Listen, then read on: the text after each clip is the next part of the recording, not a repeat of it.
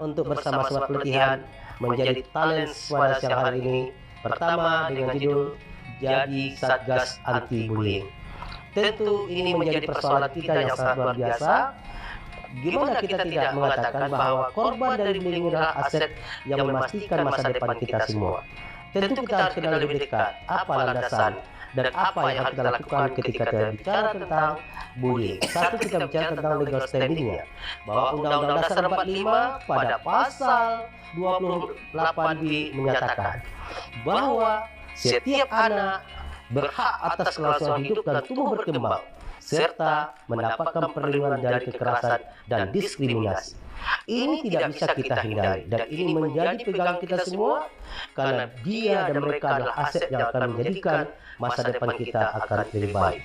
Tentu hal ini tidak bisa kita lepaskan dari tanggung jawab kita sebagai narasumber, sebagai masyarakat, sebagai guru, sebagai abang, sebagai kakak, sebagai keluarga, bahkan sampai tetangga.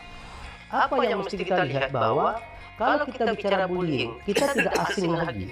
Bahwa bullying ini dalam bahasa kita sering kenal dengan penindasan, peloncoan, perundingan, dan ini merupakan satu hal yang sangat-sangat traumatis bagi korban. Karena apa? Karena kekejaman bullying ini menjadi aspek psikologis yang tidak bisa serta-merta tiba-tiba dihilangkan. Apalagi kasus ini berlangsung terus-menerus. Apakah dilakukan oleh satu orang ataupun kelompok dari teman mereka sendiri. Terdapat banyak hal yang telah disampaikan di berbagai narasumber di internasional berkaitan dengan school bullying. Apa itu? Karena tindakan peloncoan dan penindasan dan intimidasi di sekolah ini sudah menjadi suatu gerakan agresif. Bagaimana tidak? Begitu banyak aturan yang kita miliki, tapi begitu sulit untuk diimplementasikan. Maka ini memerlukan tanggung jawab. Apa saja sebenarnya yang terdapat dalam konsep bullying itu? Satu, kita bicara dengan fisik langsung. Apa itu? Ya, bullying secara mereka melakukan tindakan secara face to face, secara nyata terhadap seseorang. Apakah dilakukan oleh seseorang atau dilakukan oleh banyak orang? Yang kedua, kontak verbal dengan penghinaan, dengan cemehan, dan juga menjadikan bahwa korban tidak bisa berbuat apa-apa. Nah, yang ketiga adalah perilaku nonverbal langsung. Apa itu? Mereka adalah mengejek, menghina, mengancam yang setiap saat terus diterima bagi korban. Dan yang berikutnya, perilaku yang kita katakan yaitu verbal tidak langsung. Inilah yang sekarang menjadi masalah sama kita.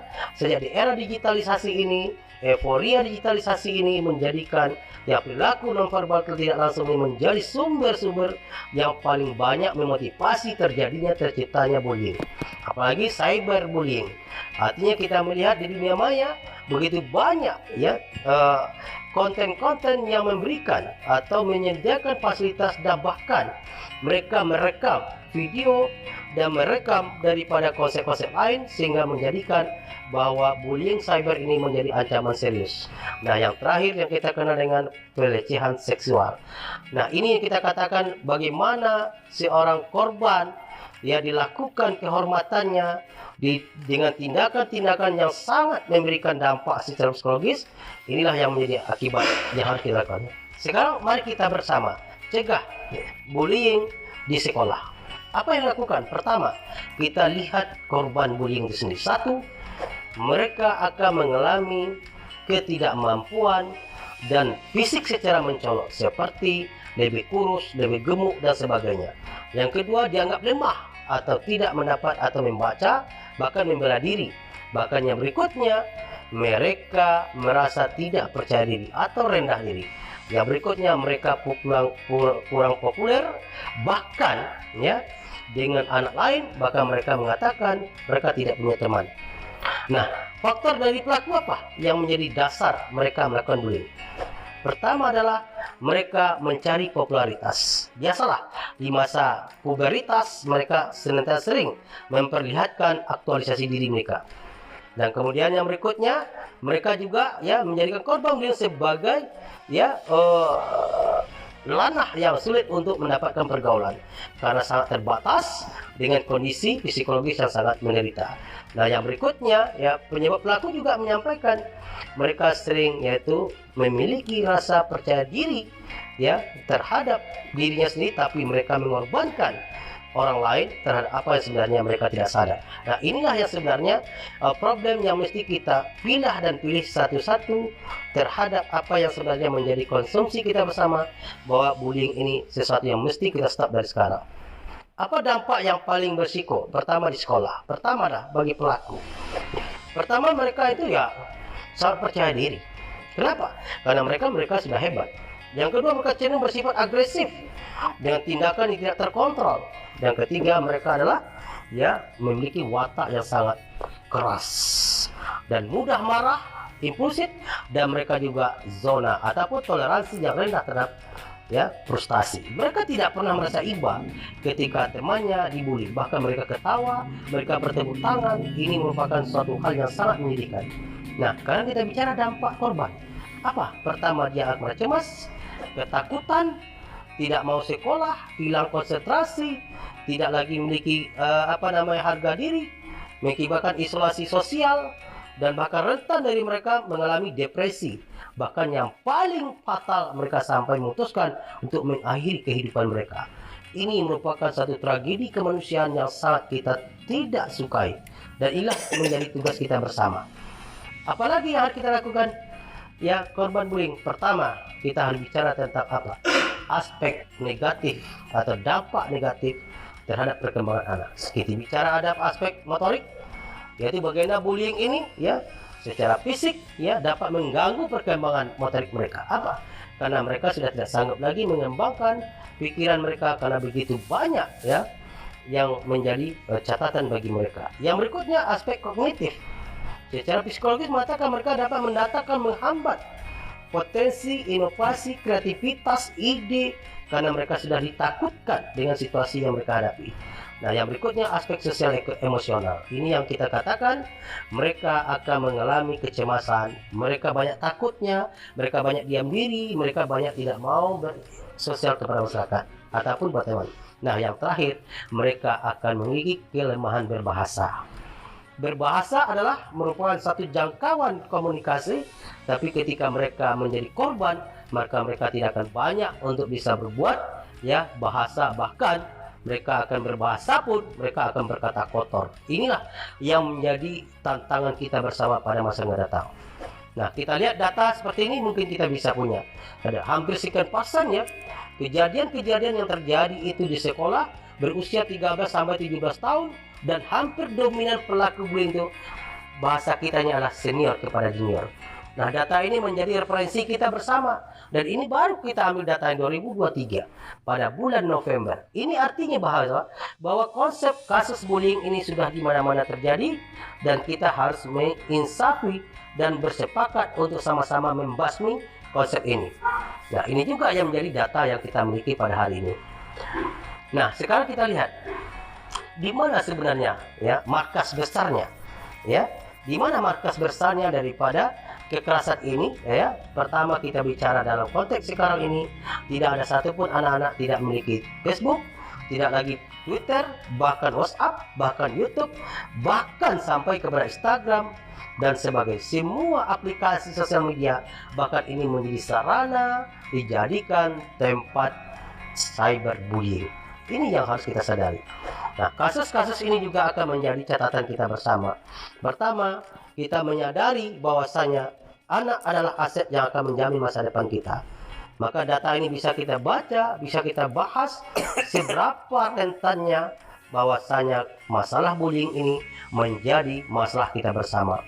Nah, dari beberapa laporan yang kita lihat, baik standar internasional maupun nasional, ternyata masalah bullying bukan masalah Indonesia, tapi sudah masalah global, di mana kebebasan bersosial media, euforia bersosial media menjadikan sumber malapetaka terciptanya konsep-konsep kekerasan demi kekerasan, baik di sekolah maupun di luar sekolah. Nah, yang terakhir, kita memahami apa itu kekerasan. Tentu kita mengatakan kekerasan itu merusak semua organ, merusak baik organ pikir, organ psikologis, organ jiwa.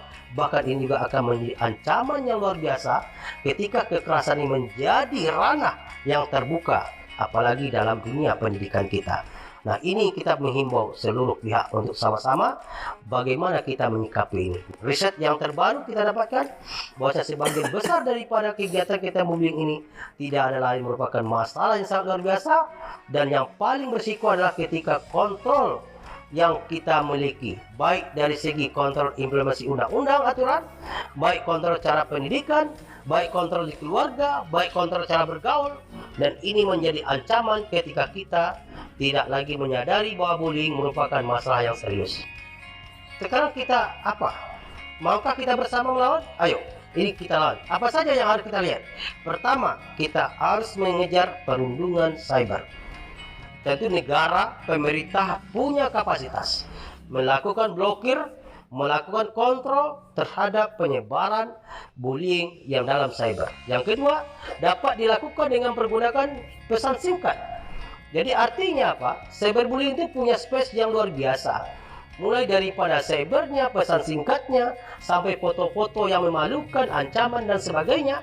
Ini menjadikan ranah yang sering kita temukan di dalam, yaitu sosial media, baik secara elektronik maupun juga kita lihat di sosial masyarakat. Nah, sekarang kita lihat mengapa mereka melakukan cyberbullying.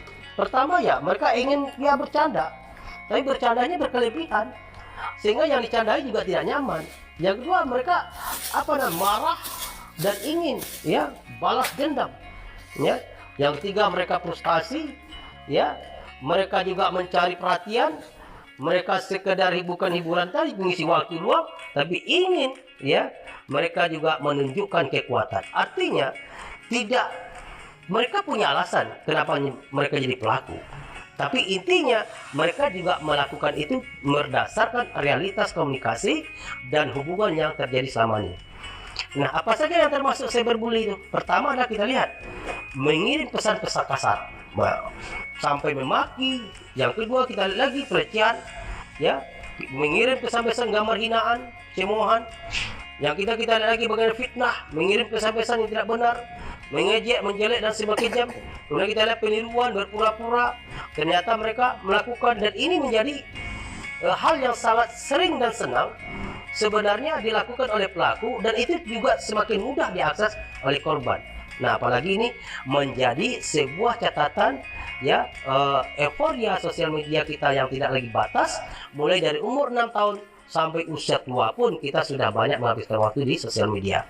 Nah, ini jadi ancaman. Kita lihat lagi menyebarkan aib rahasia pribadi di mana-mana. Ini menjadi ancaman kita serius, Kenapa? Karena ini tidak akan bisa diterima ketika aib itu dibongkar.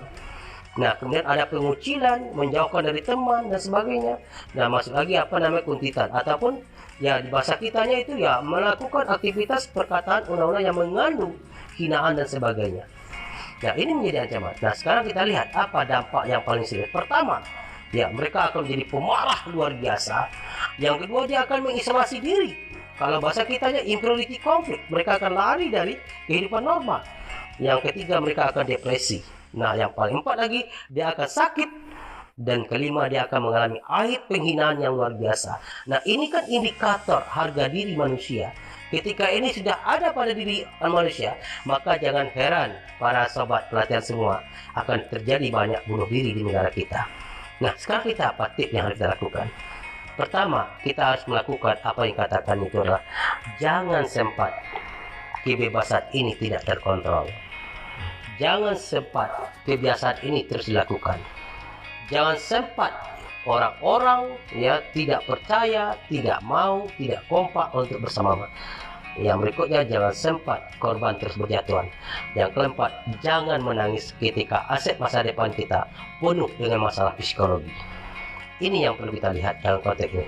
Oke, para sahabatku pelatihan sekalian, ini merupakan suatu hal yang sangat krusial dan kita tidak punya waktu untuk menunggu pemberantasan bullying. Ayo bersama kita gerakan segala potensi kita punya, segala akses kita punya, segala kegiatan kita punya untuk bersama-sama menyelamatkan aset masa depan kita. Stop cyberbullying, stop kekerasan, jadilah pendidik yang bisa menjamin masa depan aset kita. Demikian, selamat istirahat, salam sehat. Assalamualaikum warahmatullahi wabarakatuh.